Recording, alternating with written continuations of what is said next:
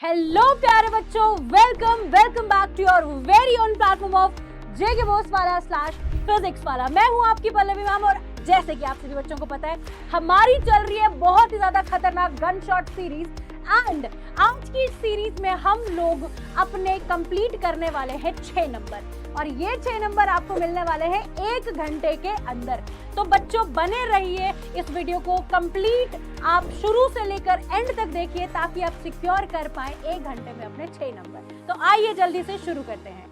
Hello hello hello बच्चों, जैसे कि आप सभी को मैंने बताया कि हमारे जो चैप्टर का नाम है वो क्या रहने वाला है।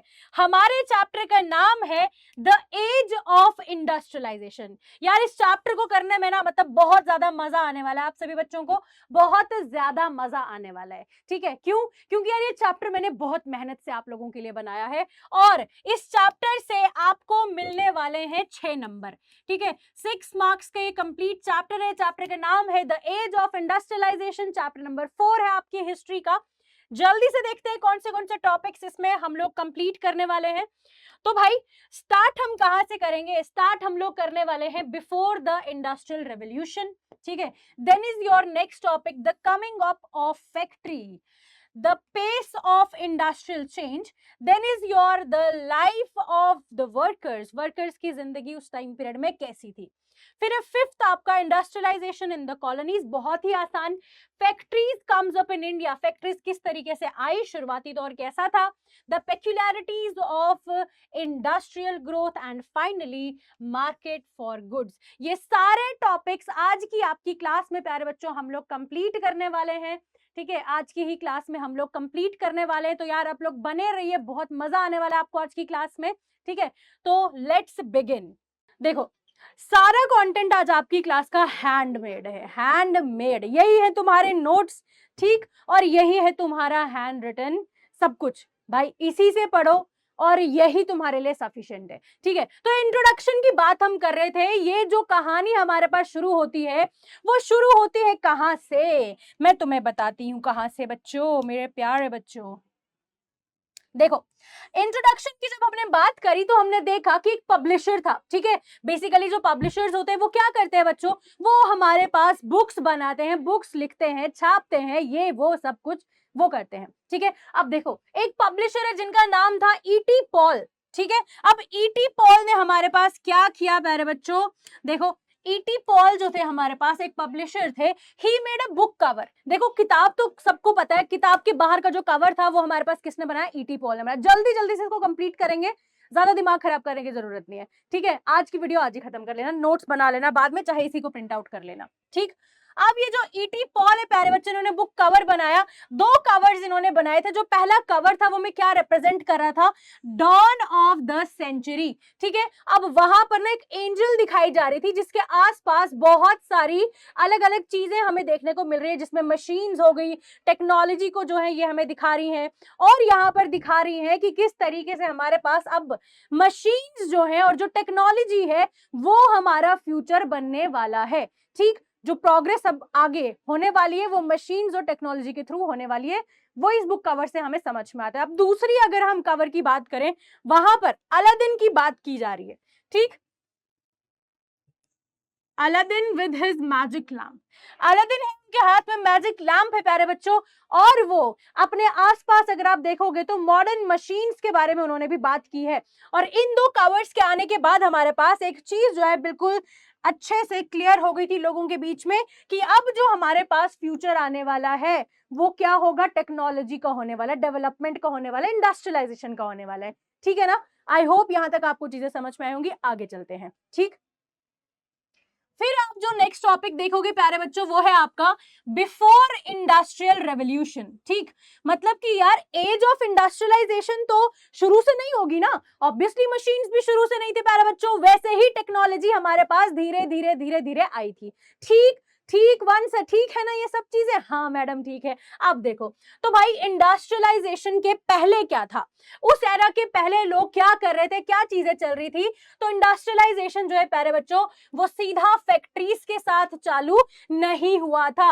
अगर हम बात करें 17 और 18 सेंचुरीज की, तो जो मर्चेंट्स थे they need more goods for the world trade. ठीक है, मर्चेंट्स को अगर ट्रेड करना था तो उनको और भी नए और ज्यादा गुड्स की जरूरत थी, है ना। जब सामान होगा तभी तो ट्रेड करेंगे, ठीक। अब यहां पर हमने क्या देखा कि जब टाउन्स की बारी आई, टाउन्स के बारे में हमने थोड़ा सा देखा, तो वहां पर ना बहुत बड़े बड़े प्रोड्यूसर्स थे जिन्होंने अपना ग्रुप बनाया हुआ था, जिनको हमने बोला पावरफुल गिल्ड्स, ठीक। अब इन पावरफुल गिल्ड्स ने इन मर्चेंट्स को अपना कोई भी सामान इनकी मर्जी से नहीं दिया।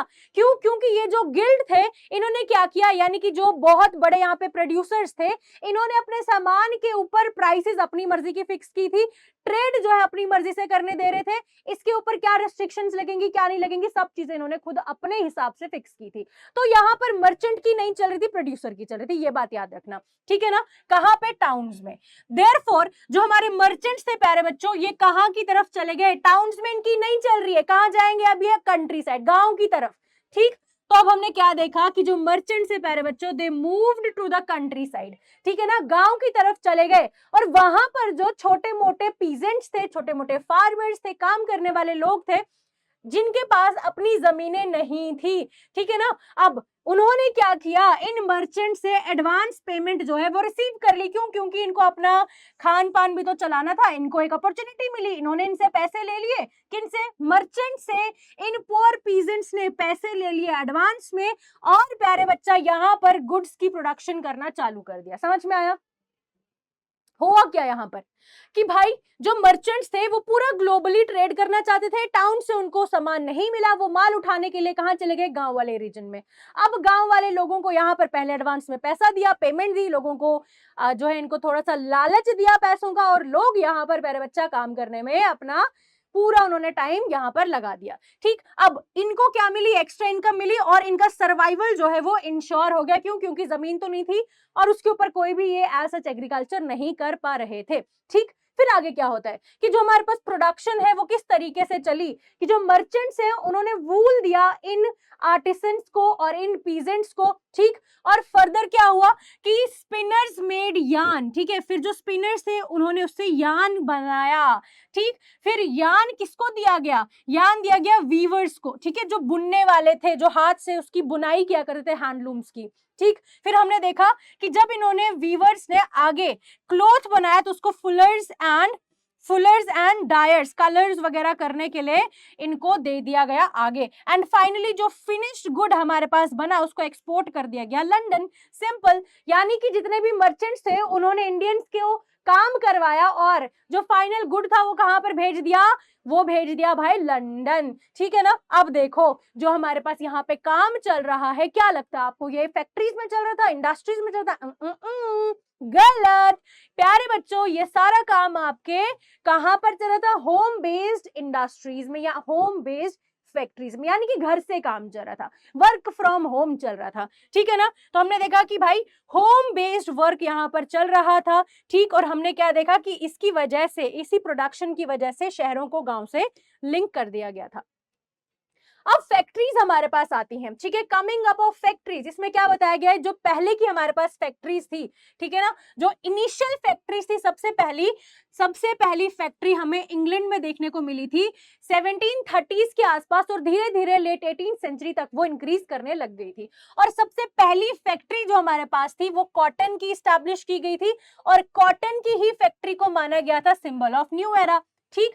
अगर हम 1760 की बात करें तो 2.5 मिलियन पाउंड जो है वो हमने क्या देखा? रॉ कॉटन इंपोर्ट किया गया था। अब अगर हम बात करें 1787 की तो 22 मिलियन पाउंड्स को इंपोर्ट किया गया था। कि भाई कितनी ज्यादा प्रोडक्शन यहाँ पर कॉटन की जा रही थी कि इतना ज्यादा क्या होने लग गया भाई, हमारे पास इंपोर्ट किया जा रहा था कॉटन को। ये कॉटन कहाँ से इंपोर्ट किया जा रहा था? अब आगे आपको पता चलेगा। मैंने पहले भी आपको बताया था कि जब यहाँ पर इंडस्ट्रियलाइजेशन या छोटी मोटी फैक्ट्रीज इंग्लैंड में सेटअप होना या ब्रिटेन में सेटअप होना चालू हो गई थी, तो जो हमारे पास वीवर्स थे, जो गांव में काम कर रहे थे, उनका अब डिक्लाइन धीरे धीरे आ जाएगा। यानी अब जो इंडिया पहले गुड्स को एक्सपोर्ट किया करता था, अब वो सिर्फ रॉ मटेरियल यानी कि रॉ कॉटन को एक्सपोर्ट करेगा। तो यहीं पे इंपोर्ट जो है कहां से हो रहा है? इंडिया से हो रहा है। समझ में आया? Very good. अब देखो क्या क्या इन्वेंशंस हमारे पास 18th सेंचुरी में हुई थी उस टाइम पीरियड में। अगर हम 18th सेंचुरी की बात करें प्यारे बच्चों, तो हमने क्या देखा कि जो भी प्रोसेस था ना कॉटन को बनाने का, मतलब आगे प्रोडक्ट्स बनाने का, उसको इंप्रूव किया गया था। जैसे कि कार्डलिंग, ट्विस्टिंग, स्पिनिंग, रोलिंग, ये सब चीजें अब थोड़ी सी और एडवांस तरीके से परफॉर्म की जा रही थी। ठीक, फिर हमने देखा कि इंक्रीज्ड आउटपुट पर वर्कर, यानी कि जितने वर्कर्स काम कर रहे थे, हर वर्कर का जो आउटपुट था वो धीरे धीरे धीरे धीरे इंक्रीज हो रहा था। ठीक, देन स्ट्रॉन्गर थ्रेड्स यहां पर अब बनाए जा रहे थे, यानी कि जो यहां पर क्वालिटी थी, ठीक, जो प्रोडक्शन की क्वालिटी थी वो और भी ज्यादा सुंदर, अच्छी, बेहतरीन, खूबसूरत कर दी गई थी। ठीक है, समझ में आया। फिर क्या बताया कि भाई बहुत अच्छी क्वालिटी का यान यानी कि धागा प्रोड्यूस किया जा रहा था। ठीक, अब यहां पर रिचर्ड ऑकराइट के बारे में बताया गया है, जिन्होंने यहां पर क्या किया था, क्यूटीज कॉटन मिल को एस्टैब्लिश किया था। ठीक, अब आगे अगर आप देखोगे यहां पे तो क्या बताया गया है कि जो कॉटन था, जो क्लॉथ था सबसे पहले, ठीक है, that was made in the country side, या फिर गांव वाले रीजन में। ठीक है, वो अपने घरों में ही बनाया करते थे, मगर अब जो है हमारे पास कॉस्टली मशीन्स को खरीदा जा रहा है, उनको सेटअप किया जा रहा है और उनको मेंटेन भी किया जा रहा है मिल्स में। ठीक, और इसका फायदा क्या था कि जो भी प्रोसेसेस थे हमारे पास वो बहुत एक ही जगह के अंदर हो रहे थे, यानी ऐसा नहीं है कि वीविंग कहीं पे हो रही है, फिर हमारे पास उसका थ्रेड कहीं और जो है मैन्युफैक्चर हो रहा है, क्लीनिंग कहीं और हो रही है, डाई कहीं और हो रहा है, ऐसा नहीं हो रहा है। अब हमारे पास जब मिल्स आ गई थी तो उसका एक ये फायदा था कि सारे प्रोसेसेस एक रूफ के अंदर हो रहे थे, जिनको सुपरवाइज करना बहुत ज्यादा इजी था। समझ में आया। तो हमने क्या देखा कि it was easier supervision of production and better quality control, यहां पर हम बहुत अच्छे तरीके से कर सकते थे। अब प्यारे बच्चों यहां पर जो न्यू मिल्स थी और फैक्ट्रीज थी, है ना, जो नई मिल्स थी और जो फैक्ट्रीज थे हमारे पास, वो सिंबल बन गई न्यू टेक्नोलॉजी की। और अगर आप पहले की बात करोगे तो कॉटन हमारे पास सिंबल था नए एरा का, यहां पर नई मिल्स और फैक्ट्रीज हमारे पास टेक्नोलॉजी का सिंबल बन गई। अब नेक्स्ट अगर आप देखोगे तो टॉपिक कौन सा आएगा आपके पास, the pace of industrial change, कि भाई धीरे धीरे, पहले तो सिर्फ फैक्ट्रीज थी, सीधा इंडस्ट्रीज नहीं आई थी, तो आखिर ये चेंज हमारे पास कैसे आया। तो देखो क्या बताया गया है, the pace of industrial change के बारे में बताया गया है कि जितनी भी फैक्ट्रीज थी हमारे पास, जितनी भी इंडस्ट्रीज थी ब्रिटेन की, वो डायनेमिक इंडस्ट्रीज थी, यानी कि उसमें चेंजेस होती रहती थी। अगर हम फर्स्ट फेज की बात करें प्यारे बच्चों, है ना, अगर हम अपने फर्स्ट फेज की बात करें जो कि चला है आपका 1840 तक, तब हमारे पास सबसे ज्यादा काम कॉटन का किया जाता था। अगर आप 1840 के आगे की बात करोगे, after 1840s, iron and steel industry हमारे पास बहुत आगे अपना रास्ता बना चुकी थी। और 60s के बाद क्या हुआ, 60s के बाद अगर आप देखोगे प्यारे बच्चा, तो रेलवे का एक्सपांशन हमारे पास इंग्लैंड में हो चुका था। ठीक है, there was expansion of railways in England and its colonies. ठीक, अब देखो रेलवे का सेटअप होने के लिए आपको पता है क्या चाहिए होगा, इसको ज्यादा आयरन एंड स्टील चाहिए होगा, ज्यादा इसको वुडलॉग्स चाहिए होंगे, यानी कि सारे रिसोर्सेज अब इसको ज्यादा चाहिए। ठीक, अब देखो हमने देखा कि डबल कॉटन एक्सपोर्ट्स अब यहां पर किए जाने लग गए थे। ठीक, अब अगर और आगे चलोगे तो आपको पता चलेगा कि यार जो ट्रेडिशनल इंडस्ट्रीज थी, क्या वो इन नई कॉटन मिल्स या इन फैक्ट्रीज इंडस्ट्रीज के सेटअप होने के बाद बंद हो गई थी, या उनका क्या हुआ था, है ना। उनके बारे में अगर आप देखोगे तो जितनी भी आपकी आपकी ट्रेडिशनल इंडस्ट्रीज थी प्यारे बच्चा, वो काम करना अपना कंटिन्यू रखा था, उन्होंने चालू रखा था, वो बंद बिल्कुल भी नहीं हुई थी। ठीक है, बंद हमारे पास नहीं हुई थी। New industries did not replace old ones, पुराने वालों को रिप्लेस नहीं किया था। और जब 19th सेंचुरी का एंड हुआ था प्यारे बच्चा, तो 20% से कम लोग हमारे पास जो थे, वर्क फोर्स जो थी, इन टेक्नोलॉजिकली एडवांस इंडस्ट्रीज में काम कर रहे थे। और टेक्सटाइल्स की अगर हम बात करें तो वो बहुत ही चेंज हो रहा था, नंबर वहां पे वर्कर्स कभी इंक्रीज कभी कम। ठीक, मगर वहां का जो आउटपुट था वो स्टिल आउटसाइड फैक्ट्रीज ही प्रोड्यूस किया जा रहा था इन डोमेस्टिक यूनिट्स। ठीक है, मतलब छोटे छोटे वही हाउस होल्ड वाले यूनिट्स थे।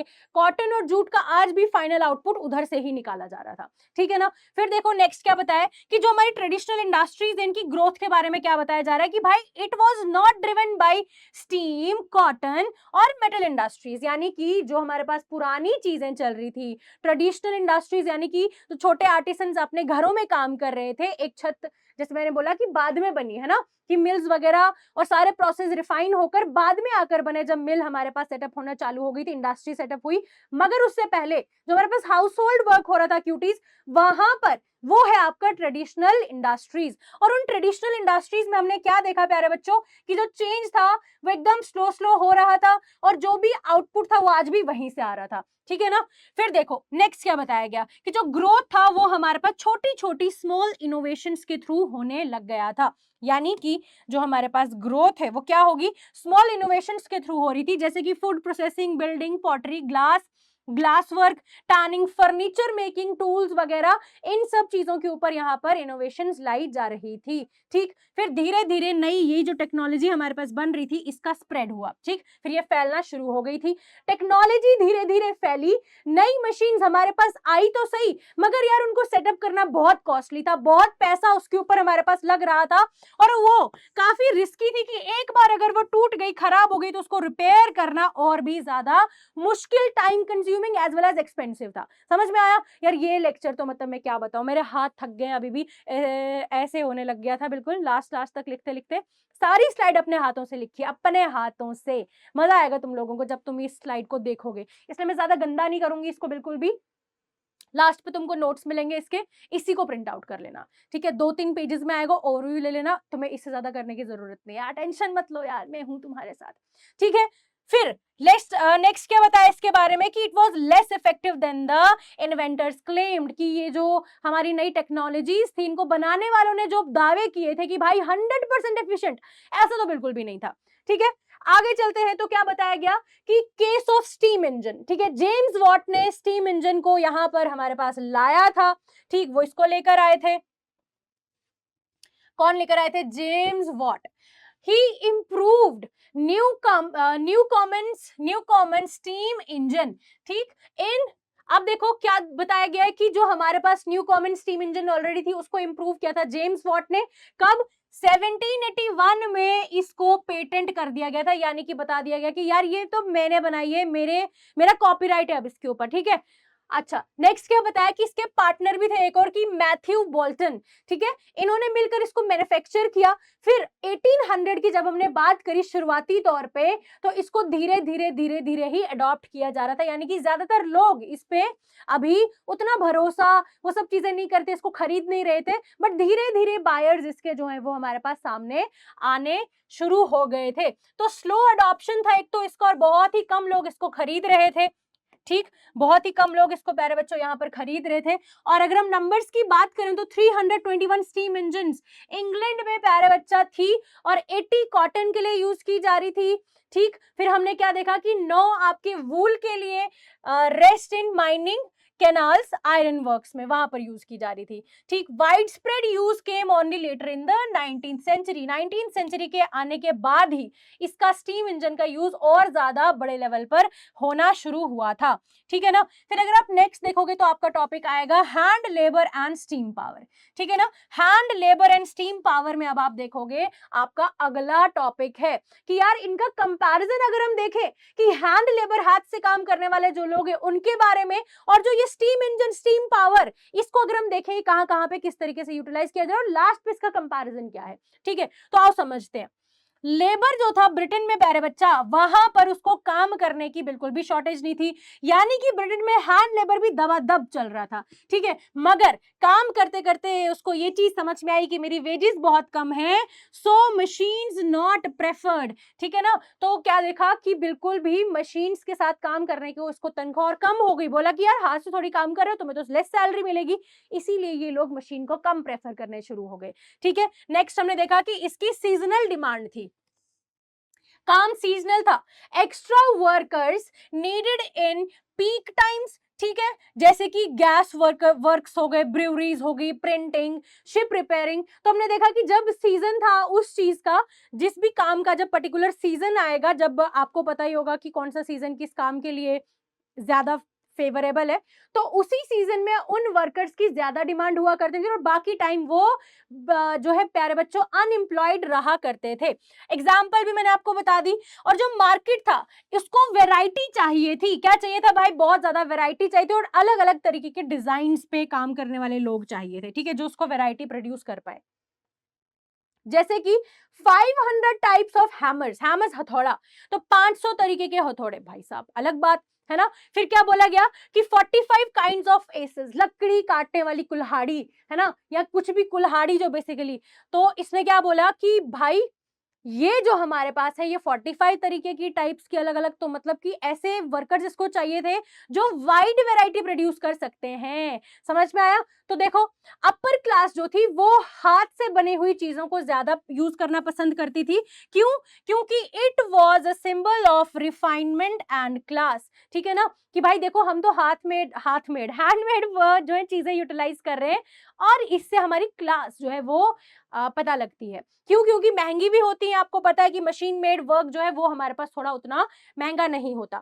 अब अगर हम कंपैरिजन करें तो अमेरिका में लेबर की शॉर्टेज थी तो मशीन्स हमारे पास आई, एंड ब्रिटेन में बहुत ज्यादा वर्कर्स थे इसीलिए हैंड वर्क को ही ज्यादा अहमियत दी गई। क्यों? क्योंकि वर्कर्स को पता चल गया मशीन आएंगी तो हमको रिप्लेस कर देगी और हमारी वेजेस भी बहुत ज्यादा कम हो जाएगा, और वो ऐसा नहीं चाहते थे। ठीक है ना। अब आपका नेक्स्ट क्या है, लाइफ ऑफ द वर्कर्स, कि जो वर्कर्स हमारे पास वहां पर काम कर रहे थे उनकी रोजमर्रा की जिंदगी आखिर कैसी थी, है ना। वर्कर्स की लाइफ हमारे पास कैसी थी प्यारे बच्चों, चलो उसके बारे में देखते हैं। तो यहां पर हमने क्या देखा कि जॉब सर्च लेबर्स वर अबंडेंट, यानी कि हमने क्या देखा कि जो लेबर्स है वो नंबर ऑफ लेबर्स तो बहुत है ना, काम करने वाले लोग बहुत है, and it was tough to find work. काम करना तो मतलब ये सभी चाहते थे मगर काम को ढूंढना बहुत मुश्किल था उस टाइम पीरियड में। ठीक है, बहुत आसान चैप्टर है। तो काम को ढूंढना मुश्किल था, और काम आ कैसे रहा था, jobs came through kinship and friendship, यानी कि अगर तुम मेरे से रिलेटेड हो, तुम मुझे जानते हो, मैं तुमको जानती हूँ, तो मैं तुमको अपनी कहीं आउटलेट में जॉब दिला दूंगी, मैं तुम्हें अपनी मिल में काम दिला दूंगी। ठीक है, किनशिप मतलब भाईचारा, है ना, जिसके फैमिली बॉन्ड्स हो। तो यहाँ पर क्या बोला गया कि भाई अगर तो आप किसी के रिश्तेदार हो, रिलेटिव हो, तो आपको जॉब मिल जाएगी, और या तो अगर भाई किसी के साथ दोस्ती है अच्छी खासी तब आपको जॉब मिलेगी। समझ में आया। तो ये दो पॉइंट्स है यहाँ पे कि जॉब आखिर वर्कर्स को कैसी मिलेगी, और जो बहुत सारे जॉब सीकर्स थे उनके पास तो रहने को घर भी नहीं थे, वो रात अपनी नाइट शेल्टर्स में गुजारा करते थे। और जो रेफ्यूजी सेंटर्स होते हैं ना, जहाँ पे जो लोग कहीं से माइग्रेंट्स होते हैं वो आके रहते हैं, तो वहां पर बेसिकली वो रहा करते थे।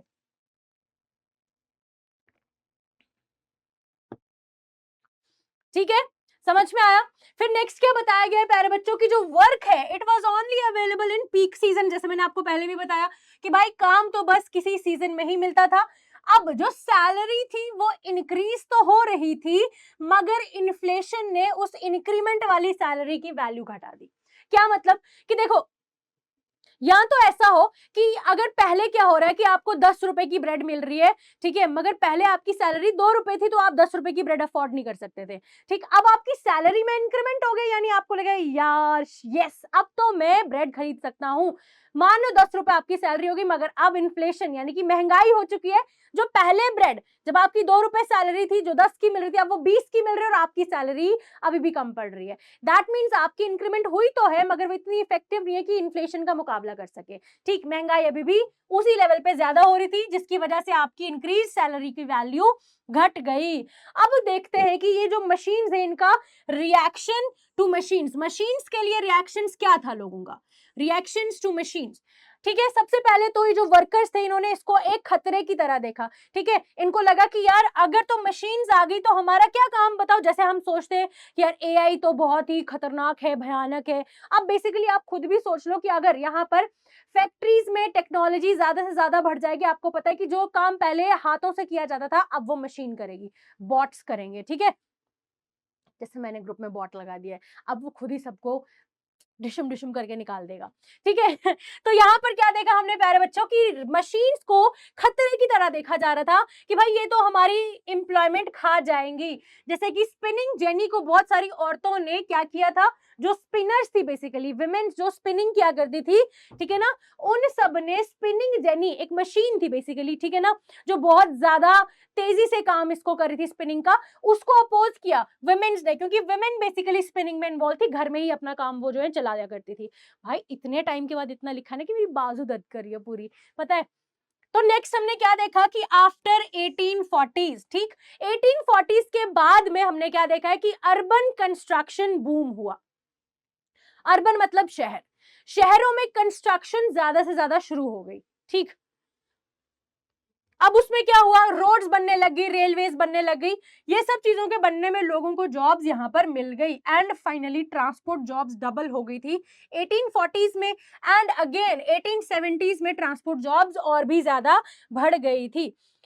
नेक्स्ट टॉपिक है आपका इंडस्ट्रियलाइजेशन इन कॉलोनीज। कॉलोनीज मतलब ऐसे देश जिनके ऊपर कोई दूसरा फॉरेन कंट्री क्या कर रही है, उसको अपना गुलाम बना दिया, जैसे भारत को ब्रिटेन ने अपना गुलाम बना दिया था।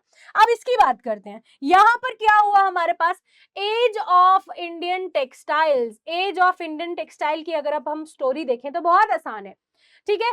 इंडिया जो है वर्ल्ड ट्रेड में फेमस था, आपको पता है, मैंने आपको पहले भी बताया था कि यार ग्लोबलाइजेशन वगैरह तो आज के टाइम पीरियड में हो रहा है ना, आज हम कह रहे हैं ग्लोबलाइजेशन, मगर वे बैक एंशिएंट टाइम में सिल्क रूट के थ्रू यहाँ पर डोमिनेटिंगली स्पाइसेस, सिल्क और कॉटन को यहाँ से प्यारे बच्चा ट्रांसपोर्ट, एक्सपोर्ट, इंपोर्ट यानी कि ट्रेड किया जाता था, इसीलिए उन रूट्स को सिल्क रूट्स बोला गया था, ठीक है। तो देखो इंडिया को वर्ल्ड ट्रेड में वो अपना क्या कॉन्ट्रीब्यूशन देता है, वो फेमस था अपने किस चीज के लिए, सिल्क के लिए, ठीक, एंड फाइन कॉटन के लिए, ठीक है ना। सिल्क और कॉटन के लिए बहुत ही ज्यादा ये क्या था यहाँ पर फेमस था। Exported to Central Asia, Persia and Europe. अब कहां कहां पे एक्सपोर्ट करते थे ये, पूरे सेंट्रल एशिया पे, पर्शिया को और यूरोप को भी, ठीक है ना, यहां तक पूरा इनका दबदबा चला करता था। फिर हमने देखा जो भारत के मर्चेंट्स थे और जो बैंकर्स थे वो इस प्रोडक्शन को फाइनेंस करते थे, यानी कि कुछ ऐसे पीजेंट्स और कुछ ऐसे बाकी के लोग थे एग्रीकल्चरलिस्ट जो सिल्क की यहाँ पर क्या करते थे, सिल्क को बनाते थे, उगाते थे, ठीक है। और या जो हमारे पास कॉटन की कल्टीवेशन कर रहे हैं तो उसको सपोर्ट करने के लिए कुछ ऐसे अमीर मर्चेंट्स हुआ करते थे, कुछ बैंकर्स हुआ करते थे जो इनको फाइनेंशियली सपोर्ट किया करते थे, ठीक है ना। देखो supply of merchant gave loan to weavers, समझ में आया, जो ये रिच मर्चेंट्स हैं ये गरीबों को, वीवर्स को लोन दिया करते थे। अब यहां से जो फाइनली जो भी आपका क्लॉथ बना करता था उसको कहां पर ले जाया करता था, पहले पोर्ट्स, यानी कि जहां से इसको पूरे देश में शिप किया जा सकेगा, और बेसिकली ज्यादातर ये सारी चीजें आपकी सी रूट से जाया करती थी, इसीलिए इसको पोर्ट्स पे लिया जाता था, ठीक है। पोर्ट्स होता है बंदरगाह, बंदरगाह चेक करना, पोर्ट्स को हिंदी में क्या कहते हैं प्यारे बच्चों, जहां पर आपकी, जैसे हम कहते हैं बस रुकती है बस स्टैंड पे, शिप्स रुकती हैं कहां पर, आपके पोर्ट्स पे, सी पोर्ट्स पे, ठीक है। अब देखो नेक्स्ट है आपका डिक्लाइन बाय 1750s, यानी कि ये जो भी सिल्क ट्रेड, कॉटन ट्रेड, ये सारी चीजें चल रही थी, इसमें डिक्लाइन देखा गया था। कब इसका डिक्लाइन आया था, 1750s में। जो इंडियन मर्चेंट्स थे, ठीक है, उनका पूरा नेटवर्क खत्म हो गया था, यूरोप की जो कंपनीज थी उसने ज्यादा से ज्यादा यहां पर पावर अपने अंदर बना ली थी। अब ठीक है, समझ में आया। अब हमने क्या देखा कि यहां पर शिफ्ट हो गए थे पोर्ट्स, यानी कि पुराने पोर्ट से शिफ्ट हो गए नए पोर्ट्स में। पुराने पोर्ट्स में आता है आपका सूरत और हुगली, एंड अगर आप नए पोर्ट्स की बात करोगे तो बॉम्बे एंड कोलकाता, वो और ज्यादा, ठीक है। अभी तो हम कोलकाता बोलते हैं, उस टाइम पे इसको कलकत्ता बोलते थे, तो बॉम्बे एंड कलकत्ता हमारे पास और ज्यादा ग्रो होकर सामने आया, ठीक है ना। फिर नेक्स्ट क्या बोला गया कि रिजल्ट क्या है इसका, कि जो इंडियन ट्रेडर्स थे, फाइनेंशियर्स थे, वो हमारे पास क्या हो गए, कंगाल हो गए। क्यों? क्योंकि यार जिसमें इन्होंने यहाँ पर अपना पैसा लगाया था सारा पैसा डूब गया। क्यों डूबा? क्योंकि अब तो डिक्लाइन होना चालू हो गया, अब तो ये जो चीजें यहाँ पर बना रहे थे उन चीजों की डिमांड ही खत्म हो गई। क्यों? इंडस्ट्रियल रेवोल्यूशन आ गया था, समझ में आया। इंडस्ट्रीज का यूज हो रहा था, टेक्नोलॉजी का यूज हो रहा था, ठीक है ना। देखो यहीं पर मैंने आपको बताया, अब जो ट्रेड था उसको यूरोपियन पावर्स कंट्रोल किया करती थी, ठीक है ना। Trade was being controlled by the European powers. I hope यहां तक आपको समझ में आया होगा। अब आपका जो नेक्स्ट आपका टॉपिक है, cutie topic, that is what happened to weavers. कि यार जो आपके वीवर्स थे ना, जो हाथ से काम किया करते थे, जिनकी हमने बात की कि वो हमारे पास भाई उन्होंने अपोज किया टेक्नोलॉजी को, मशीन्स को, अपने घरों के अंदर काम किया करते थे, ट्रेडिशनल मेथड्स को यूटिलाइज करके काम कर रहे थे, वो वीवर्स है। उनके साथ क्या हुआ? कहां गए वो वीवर्स? कहां गए? यार कुछ भी करती हूँ, कुछ भी से याद आया, कुछ भी नहीं है ये जहां, तुम हो तो इसमें जिंदगी। तुम सभी बच्चों के बिना ये क्लास अधूरी है, and I am gonna miss you all. I love you guys. ये बीच का मैसेज है, तुम सबको मिल दिया मैंने, ठीक है। अच्छा चलो जल्दी से वापस देखते हैं कि आखिर ये वीवर्स कहाँ गए, कहाँ गए, कहाँ गए, हुआ क्या इनके साथ। तो भाई वीवर्स की अगर हमने बात करी इंडिया में 1760s के बाद हुआ क्या कि हमारे पास जो ईस्ट इंडिया कंपनी थी उसका राइज हुआ, है ना। EIC यानी कि ईस्ट इंडिया कंपनी, ठीक है, जो हमारे पास ब्रिटिश ईस्ट इंडिया कंपनी है, इसमें क्या हुआ, राइज हुआ, ठीक है, वो इंक्रीज हुई पावर में। फिर हमने क्या देखा, उसने पावर में आ गई अब वो, ठीक है, उसने पावर को गेन कर लिया। British industries not yet strong, अभी इंडस्ट्रीज उतनी ज्यादा स्ट्रॉन्ग नहीं हुई थी, ठीक है। और जो इंडियन फाइन टेक्सटाइल थी, यानी कि जो जूट और कॉटन में हमारे पास यहाँ पे काम कर रही थी, वो अभी भी बहुत ज्यादा डिमांड में थी यूरोप में। क्यों? क्योंकि अभी इनकी जो इंडस्ट्रीज थी, कंपनीज थी, फैक्ट्रीज थी, उसमें इतना दबदबा नहीं बनाया था। समझ में आया? ऐसे दबदबे वाली बात अभी भी वहां पर नहीं बनी थी, ठीक है ना प्यारे बच्चों। अब देखो, जो कंपनी थी उसकी मोनोपोली थी, ठीक, मतलब कि अगर वो काम कर रही ना किसी चीज में, जैसे कि टी में उसकी मोनोपोली हो गई, यानी कि जो टी है उसको सिर्फ और सिर्फ मैं यहां से ट्रेड करूंगा, कोई और मर्चेंट ट्रेडर कोई और नहीं कर सकता लोकल, ठीक है। कौन करेगा? सिर्फ और सिर्फ ईस्ट इंडिया कंपनी करेगी। एग्जाम्पल, सिमिलरली यहाँ पर कंपनी की बहुत सारी अलग अलग चीजों में ना मोनोपोली बना दी थी उसने। उसने क्या बोल दिया था कि यार इन चीजों की ट्रेड सिर्फ मैं करूंगी, मेरे अलावा कोई नहीं कर सकता, ठीक। तो इसकी वजह से इसने एलिमिनेट कर दिया भारत के ट्रेडर्स को और ब्रोकर्स को। एंड इन्होंने जो कंपनी थी, यानी कि जो ब्रिटिश ईस्ट इंडिया कंपनी थी, जब वो भारत में आई तो उसने गुमास्ताज को यहाँ पर अपॉइंट किया। अब गुमास्ताज थे इनके सरकारी मुलाजम, ठीक है, यानी कि पेड सर्वेंट्स थे। किसके? ये गुमास्ताज पेड सर्वेंट थे ईस्ट इंडिया कंपनी के, ब्रिटिशर्स के, ठीक है ना। अब ये काम क्या करते थे? ये सुपरवाइज करते थे वीवर्स को, यानी कि जो ये वीवर्स काम कर रहे हैं, क्या ये सही से काम कर रहे हैं, नहीं कर रहे हैं, ये सब चीजें यहाँ पर गुमास्ता सुपरवाइज किया करते थे, देखा करते थे, ठीक है ना, सुपरवाइज किया करते थे। फिर हमने क्या देखा? They collect supplies, check quality of clothes, ठीक है, they supervise weaver, collect supplies and check quality of the cloth. और जो वीवर्स थे हमारे पास प्यारे बच्चे, उनको पहले से ही एडवांस में लोन दिया जाता था, ताकि आपको बताइए कि अब ये जो वीवर्स है उतने उतने अमीर तो नहीं होते थे, इनको तो उम्मीद हुआ करती थी कि यार कुछ तो अच्छा हो जाए, हमारे साथ कुछ अच्छा हो जाए। अब इसी उम्मीद में इन वीवर्स को यहाँ पर एडवांस में पैसे दिया करते थे, ठीक है ना। अब weavers were given loans in advance, ठीक है ना, क्या मिल गया इनको? लोन्स मिल गए एडवांस में, as they were hoping to earn more, है ना। अब ये क्या चाहते थे कि अगर लोन ले लेते हैं, थोड़ा और हम काम करेंगे इसमें, वीविंग में ही हो सकता है हमें आउटपुट बहुत अच्छा है, तो इस चक्कर में इन्होंने लोन भी एक्सेप्ट कर लिया। किसका? ईस्ट इंडिया कंपनी इनको लोन दिया करती थी पैसे काम करने के लिए, ठीक है ना, मर्चेंट्स। फिर क्या बोला कि यार इस काम को और अच्छा करने के लिए घर के सभी members, all members of the family were now involved in the weaving, ठीक है ना। इस प्रोसेस में वो सब घर के लोग आ गए। अब एक तो इन्होंने लोन को एक्सेप्ट कर लिया था पहले ही, तो अब जो वीवर्स थे ना वो बंध गए थे कंपनी के साथ। अब वो कंपनी को ना छोड़ सकते थे ना ही कुछ उसका कर सकते थे, अब वो बंध चुके थे इस बंधन में, ठीक है ना। अब यहाँ पर हो क्या रहा था कि इनकी जो पहले जमीन हुआ करती थी जिसके ऊपर ये कल्टीवेशन करे थे, अब तो वीविंग में आ गए, जमीन किसी काम की, तो इन्होंने लीज आउट कर दी, ठीक है, मतलब कि भाई वो भी दे दी जमीन अपनी। और हुआ क्या, अब उसके बाद हुआ क्या, फाइनली सारा का सारा टाइम अपना वीविंग पे डिवोट करने लग गए। मगर एक टाइम ऐसा था कि जो गुमास्ताज थे उनके साथ इनके क्लैश होने चालू हो गए, यानी कि जो गुमास्ताज थे वो आपको पता है कि वो ब्रिटिशर्स ही थे, इंडियंस नहीं थे, नॉन इंडियंस थे। अब इसीलिए वीवर्स की जो भी दुख दर्द पीड़ा दिक्कत परेशानी थी वो उसको समझ नहीं पाते थे, ठीक है ना। अब हमने क्या देखा, इसी की वजह से यहाँ पर बहुत ज्यादा क्लैशेस सामने आए, ठीक है ना। क्यों? क्योंकि ये बहुत ज्यादा एरोगेंट थे और हार्श हुआ करते थे गुमास्ताज। ये अपने सिपाहीज को यहाँ पर लाकर इनकी मार कुटाई, बीटिंग, डंडों से इनकी अच्छे से मार कुटाई किया करते थे वीवर्स की, अगर वीवर्स अपने काम में डिले हो जाते थे। समझ में आया कितनी बुरी बात थी यहाँ पर। तो हमने देखा कि इतनी मार खाने के बाद भी, इतनी पनिशमेंट्स के बाद भी वीवर्स को बहुत ही कम पैसा कंपनी दिया करती थी, ठीक है ना। तो रिजल्ट क्या था कि जो वीवर्स थे अब लोन लेने के बाद इनकी जो खुद की इंडिपेंडेंस थी, आजादी थी काम करने की, वो खत्म हो गई, ठीक है ना। एंड बारगेनिंग पावर्स बिकेम, ठीक है, और वो पावर्स के साथ क्या कर रहे थे, यहाँ पर भाई अब तो मतलब खुद की पावर्स नहीं थी ना, तो उनको बारगेन करना पड़ता था, ठीक है ना, मतलब कि प्लीज दे दो, ये हमें करने दे दो, वो करने दे दो, इनको ये सब रोना करना पड़ता था यहाँ पे। फिर नेक्स्ट क्या हमने देखा कि दे बिकेम डिपेंडेंट, ये किस पे डिपेंड हो गए, ईस्ट इंडिया कंपनी के ऊपर डिपेंडेंट हो गए, और ज्यादा हालात बद से बदतर होती चली गई, क्योंकि वेजेस बहुत कम थी तो गरीब होते चले गए। एंड हमने क्या देखा कि हमेशा ही ज्यादातर वो कर्ज में डूबा हुआ रहा करते थे, ठीक है ना।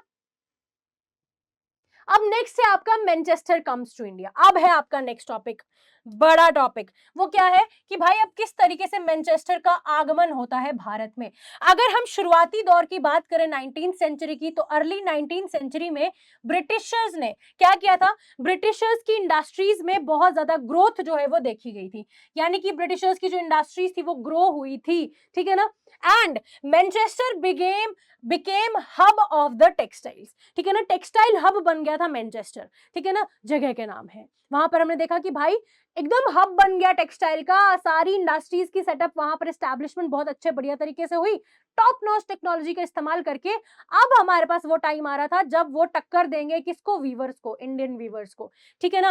अब हमने क्या देखा, Manchester became hub of the textile, need for overseas market also increase, यानी कि अब यहाँ पर प्रोडक्शन तो ये कर ही रहे थे, मगर प्रोडक्शन करना इंपॉर्टेंट नहीं है, प्रोड्यूस किए गए गुड्स को किसी जगह पर बेच के वो चीज से प्रॉफिट अर्न करना इंपॉर्टेंट है। तो इनको ओवरसीज मार्केट की अब नीड जो है वो ग्रो होने लग गई थी। नाउ जो भी कॉटन हमारे पास टेक्सटाइल थे मैनचेस्टर के, वो हमारे पास क्या करते थे, उस मतलब जितने भी कॉटन के प्रोडक्ट्स बनाया करते थे, इस मैनचेस्टर जो भी हब है हमारा ब्रिटेन में, हमारा नहीं ब्रिटेन का, मैनचेस्टर के जो भी गुड्स प्रोड्यूस किए जाते थे उसको इंपोर्ट किया जाता था इंडिया, ठीक है ना। और ये जो इंपोर्टेड गुड्स थे देवर चीपर, इनकी जो प्राइस थी बहुत ज्यादा कम थी, बिकॉज देवर हैंडमेड नहीं थे, वो मशीन मेड थे, ठीक है ना। They was cheaper because of being machine made. और जो इंडियन मार्केट था वो ब्रिटिशर के गुड से, इनके क्लोथ से, इनके कपड़े से एकदम फ्लडेड हो गया था। देयरफॉर इंडियन वीवर्स डिक्लाइंड, ठीक है ना। अब धीरे धीरे धीरे धीरे जो भारत के वीवर्स थे अब वो डिक्लाइन होना चालू हो गए, पहले डिक्लाइन नहीं हुए थे, है ना। क्यों, क्योंकि वो इन मशीन मेड गुड के साथ कंपीट नहीं कर पाए। अब डिमांड हमारे पास जो इंडियन टेक्सटाइल की थी धीरे धीरे श्रिंक होना चालू हो गई थी, वीवर्स की जॉब चली गई थी और वो वापस से एग्रीकल्चरल लेबरर्स बन गए थे। मगर एक बात याद रखना, उन्होंने पहले ही आधे से ज्यादा अपनी जमीनें बेच दी थी, लीज आउट कर दी थी। और यहाँ पे क्या देखा आपकी, अब खुद वीवर्स की भी जॉब चली गई, टेक्सटाइल का कोई काम अच्छा नहीं चल रहा, टेक्सटाइल नीचे आ गया। अब इनको जमीन की जरूरत थी मगर कुछ के पास थी, कुछ के पास नहीं थी, यानी कि अब एकदम से गरीब हो गए थे बेचारे वीवर्स, जो पहले कितनी ज्यादा डिमांड में थे। मिड 19th सेंचुरी की अगर हम बात करें तो अर्ली 19th सेंचुरी का हाल था, मिड 19th सेंचुरी की बात करें तो वहां पर क्या देखा गया, by mid 19th century Indian textile import stopped. समझ आया कि यार जो ये रॉ कॉटन, ये सारे टेक्सटाइल का इंपोर्ट एक्सपोर्ट किया करते थे इंडियन इंडियन इंडियंस, वो खत्म हो गया, स्टॉप हो गया, रुक गया, ठीक है ना। अब इंपोर्ट्स ऑफ मैनचेस्टर ग्रू, कि जितने ज्यादा यहाँ पर ये प्रोडक्शन करते उतने ज्यादा यहाँ पर ये इंपोर्ट भी कर रहे थे इंडिया में, और ये बहुत ही ज्यादा ग्रो भी कर रहे थे। इंडिया धीरे धीरे एक्सपोर्टर से इंपोर्टर ऑफ कॉटन गुड्स में कन्वर्ट हो गया, यानी कि जो मैनचेस्टर में कॉटन प्रोडक्ट्स बन रहे हैं अब वही भारत में इंपोर्ट किए जा रहे हैं, और इंडियंस चीप होने की वजह से सिर्फ उसके ऊपर डिपेंडेंट हो गए, ठीक है ना। फिर हमने क्या देखा, इसका इफेक्ट क्या था। तो प्यारे बच्चों अगर आप इफेक्ट्स की बात करोगे तो इफेक्ट्स में आप देखोगे जो वीवर्स और आर्टिसंस थे उनको बहुत बुरा यहाँ पर सदमा पहुंचा, ट्रेडिशनल इंडस्ट्रीज एकदम से खत्म हो गई थी और भारत सप्लायर बन गया था रॉ कॉटन का, ठीक। अब यहाँ पर फैक्ट्रीज आती हैं, इनका आना अब हम थोड़ा सा पढ़ते हैं कि फैक्ट्रीज किस तरीके से सामने आई। फर्स्ट कॉटन मिल बॉम्बे में स्टैब्लिश की गई 1854 में। कब, 1854 में, ठीक है। जिसने प्रोडक्शन चालू किया 1874 तक। 1900 की अगर हम बात करें उस टाइम पीरियड तक 84 मिल्स बॉम्बे प्लस अहमदाबाद में बन चुकी थी। एंड जूट मिल सबसे पहली कहां पर थी, फर्स्ट जूट मिल आपको प्यारा बच्चा बंगाल 1855 में एस्टैब्लिश हुई। फिर हमने देखा कि 1862 में वो बहुत तेजी से एक्सपैंड होते चली गई।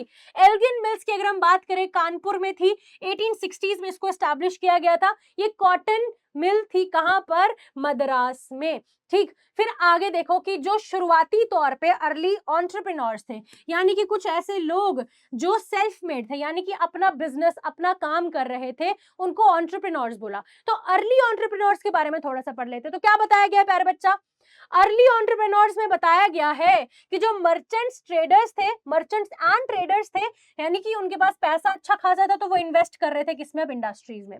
पहले आपने देखा होगा कि वो वीवर्स में इन्वेस्ट कर रहे थे, उनको लोन प्रोवाइड कर रहे थे। अब यही मर्चेंट्स, फाइनेंशियर्स, बैंकर्स, ये क्या कर रहे हैं, ये इंडस्ट्रीज में इन्वेस्ट कर रहे हैं, जहां पे इनको फायदा मिलेगा वहां इन्वेस्ट करते हैं। सबसे इंपॉर्टेंट और फेमस नेम्स कौन से? सबसे पहला है द्वारकानाथ टैगोर, द्वारकानाथ टैगोर, ठीक है। ये कोल शिपिंग एंड जूट में यहाँ पर प्यारे बच्चा इन्वेस्ट कर रहे थे इन इंडस्ट्रीज में। दीन शॉ पैटेट एंड जमशेद जी टाटा, ठीक है। ये क्या, ये किसमें कर रहे थे? कॉटन मिल्स में, आयरन एंड स्टील में जो है ये कर रहे थे। सेठ हुकुमचंद, सेठ हुकुमचंद कलकत्ता बेस्ड थे और ये जूट मिल पे कर रहे थे। जीडी बिरला, हमारे पास अलग अलग जो बिरलाज हैं अलग अलग इंडस्ट्रीज में यहाँ पर अपना क्या कर रहे थे? इन्वेस्टमेंट शुरू कर चुके थे। अब जो यूरोपियंस है उनके ना कुछ मैनेजिंग एजेंसीज थी, बेसिकली जो ईस्ट इंडिया कंपनी थी उसने अपने आगे एजेंट्स बनाए थे, बड़ी बड़ी एजेंसीज बनाई थी जिनका नेटवर्क था, ग्रुप था बहुत अच्छा, ठीक है। वो क्या कर रहे थे? अब वो इंडिया में जूट कंट्रोल कर रहे थे, जूट की प्रोडक्शन, टी, इंडिगो, कॉफी, इन सब की ट्रेड, प्रोडक्शन, कल्टीवेशन, सब चीजें यूरोपियन मैनेजिंग एजेंसीज कंट्रोल कर रही थी, है ना। और ये हेल्प लिया करते थे इन इंडियन मर्चेंट्स और फाइनेंसर्स की। समझ में आया? यहां तक आई गेस आपको कोई भी दिक्कत नहीं आई होगी। अब आपको आगे भी नहीं आएगी। क्यों? आगे वाला क्या है कि भाई ये जो वर्कर्स यहाँ पे काम कर रहे हैं फैक्ट्रीज के अंदर, ये कहां से आए? Where did workers came from? तो प्यारे बच्चों, केम छो, मजा मत छो, हाँ मैम। तो बच्चों कहां से आए ये वर्कर्स? अगर आप 1901 की बात करोगे, 1901 ओवर ओवर आप क्या देखोगे? 584,000 वर्कर्स कहां पे थे? इंडियन फैक्ट्रीज में काम कर रहे थे। और 1946 की अगर आप बात करोगे तो इनका नंबर धीरे धीरे धीरे धीरे कितना ज्यादा बढ़ चुका था, ठीक है ना। समझ में आया आपको? तो देखो फिर मेनली ये ज्यादातर कहां से आ रहे हैं? विलेजेस से आ रहे हैं। क्यों? क्योंकि भाई वहां पर तो कोई भी एग्रीकल्चरल वर्क नहीं है। अब वीवर्स तो यहाँ पर क्या हो चुके हैं? न जमीन रही, न वीविंग रही, न इंडस्ट्रीज। अब मतलब कि ये कुछ भी अपना खुद का काम नहीं कर रहे, ठीक। तो ये कहाँ आ जाएंगे? ये वहां आ जाएंगे जहां इंडस्ट्रीज होंगी। तो ये गांव से, गांव छोड़कर अपना काम की तलाश में, इंडस्ट्रियल वर्क के ना होने की वजह से हमारे पास कहां पर आ गए? फैक्ट्रीज और इंडस्ट्रीज में काम करने के लिए आ गए, ठीक है ना। तो रिक्रूटमेंट यहाँ पर किसके थ्रू हो रही थी? जॉबर्स के थ्रू। बेसिकली कौन होते हैं वो? एजेंट्स होते हैं, ठीक है। थोड़ा सा पानी पी लिया जाए? हाँ जी, पी लो।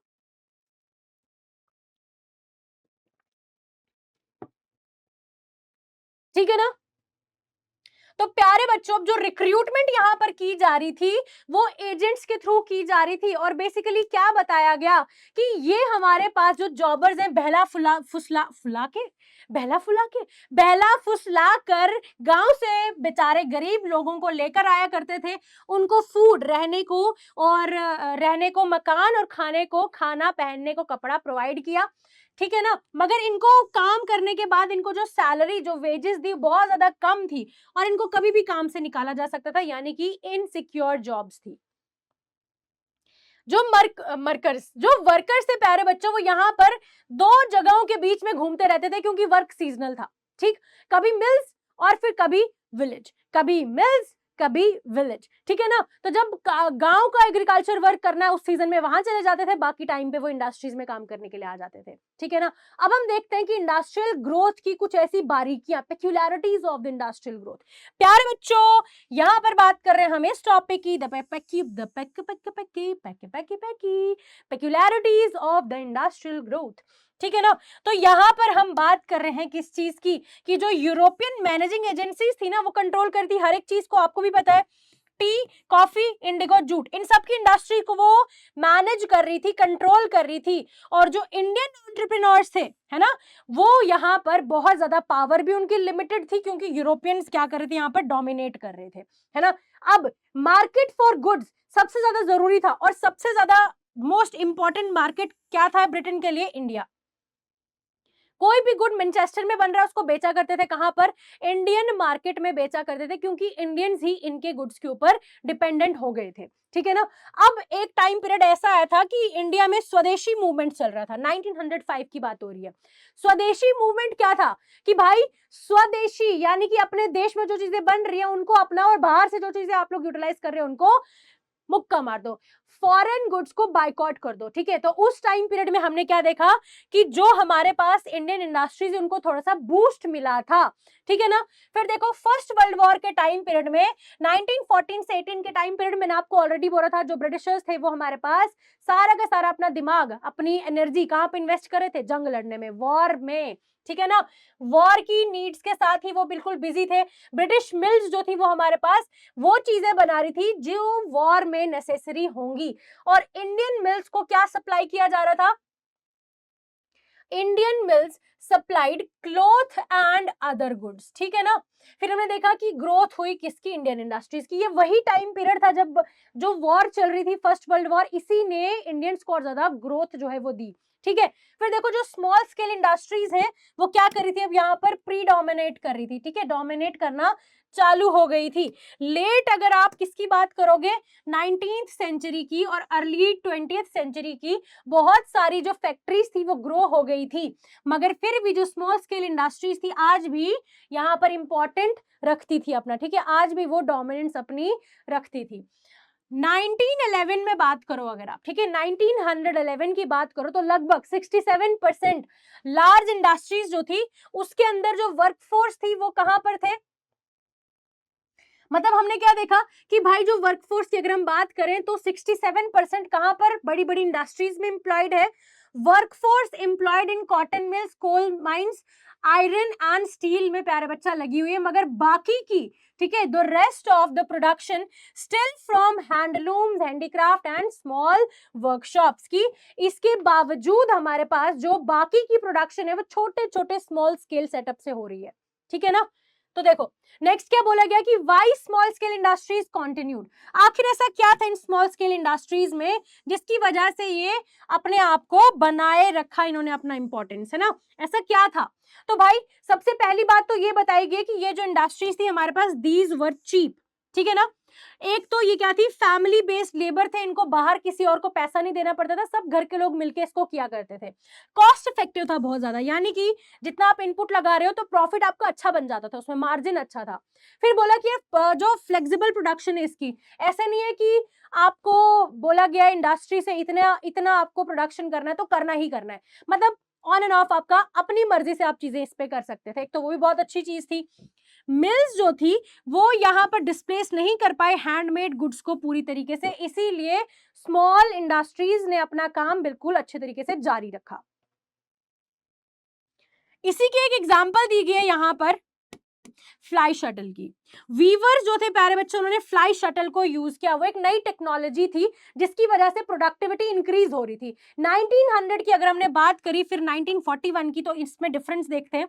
1900 तक आते आते लगभग 35,000 लूम्स में शटल, फ्लाई शटल को यूज किया जा रहा था। फिर हमने देखा कि 1941 तक आते आते, यानी कि ऑलमोस्ट 50 साल के बाद, है ना, ऑलमोस्ट 50 ईयर्स, यहाँ देखो ये तो 41 ईयर्स के टाइम स्पान के बाद 35% हैंडलूम शटल फ्लाई यूज किया करते थी।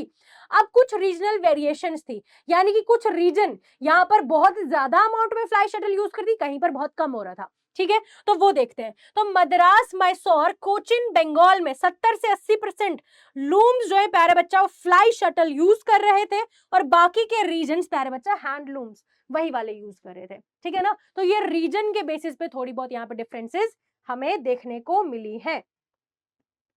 अब है आपका the very last topic, that is market for goods. Goods के लिए मार्केट, मैंने आपको पहले भी बताया कि भाई सिर्फ और सिर्फ ये नहीं है कि गुड्स प्रोड्यूस करना है, ब्रिटिशर्स को क्या करना था? गुड्स मैन्युफैक्चर करने के साथ साथ उनको सेल भी तो करना है, तभी तो मुनाफा होगा। तो प्रॉब्लम्स क्या थी ब्रिटिशर्स के इस मैन्युफैक्चरर के साथ, है ना? तो प्रॉब्लम फॉर ब्रिटिश मैन्युफैक्चरर वर, सबसे पहला कि जो कपड़ा था वो बहुत इजी था बनाना, मगर उसको सेल इंडियन मार्केट में करना थोड़ा सा डिफिकल्ट था इनके लिए। क्यों? क्योंकि जो भारत के लोग थे उनके अपने ट्रेडिशन थे। मतलब बाहर देखो, वेस्टर्न क्लोथिंग और हमारे ट्रेडिशनल क्लोथिंग में बहुत फर्क है। हम लोग अगर कश्मीर में हिजाब पहनते हैं, है ना, वैसे वाले कपड़े पहनते हैं, तो वेस्टर्न एरियाज में अगर आप देखोगे, वेस्टर्न कंट्रीज में वो सब चीजें नहीं पहनी जाती। तो क्या जो ब्रिटिशर्स वहां पे कपड़े बना रहे थे, क्या वो यहाँ पर यूटिलाइज हो सकते थे? नहीं हो सकते थे, ठीक है। तो इसीलिए यहाँ पर एक दिक्कत जो है इनको आ रही थी, वो क्या थी कि हमारे पास जितने भी इंडियन लोग हैं उनको अपना ट्रेडिशन, अपना कल्चर है, वो अपने कल्चर के हिसाब से ड्रेस करता है थ्रू आउट द इंडिया, है ना। आपको पता है डाइवर्सिटी बहुत ज्यादा है, तो उसको कंपीट करना, उसको टैकल करना, उसको सॉर्ट करना बहुत इंपॉर्टेंट, डिफिकल्ट टास्क था। देखा वर्ड्स कभी कभी ऐसे मेरे को ना एक्चुअली तुम्हारी याद आ रही थी इसीलिए एक वर्ड आया नहीं मेरे मुंह पे, ठीक है ना। तो प्यारे बच्चों, जो लोगों के ट्रेडिशनल हैबिट्स हैं, जिस तरीके के वो कपड़े पहनते हैं, इसको चेंज करना बहुत ज्यादा मुश्किल था। इसीलिए प्यारे बच्चों, यहाँ पर ब्रिटिशर्स के लिए ये एक बहुत बड़ा टास्क था। नेक्स्ट है how do they create markets. तो फिर फाइनली उन्होंने ऐसा क्या किया कि जो इंडियंस थे वो एकदम से पागल हो गए ब्रिटिशर्स की बनाई गई चीजों के साथ, है ना। तो देखो हुआ क्या, बेसिकली वो कैसे बन गए हमारे पास फॉरेन क्लोथ पगलू। कौन? इंडियंस। कैसे बने थे बच्चों? सबसे पहला क्या देखा हमने कि उन्होंने कुछ अलग अलग तरीके की स्ट्रैटेजीज अपनाई। सबसे पहली थी एडवर्टीजमेंट।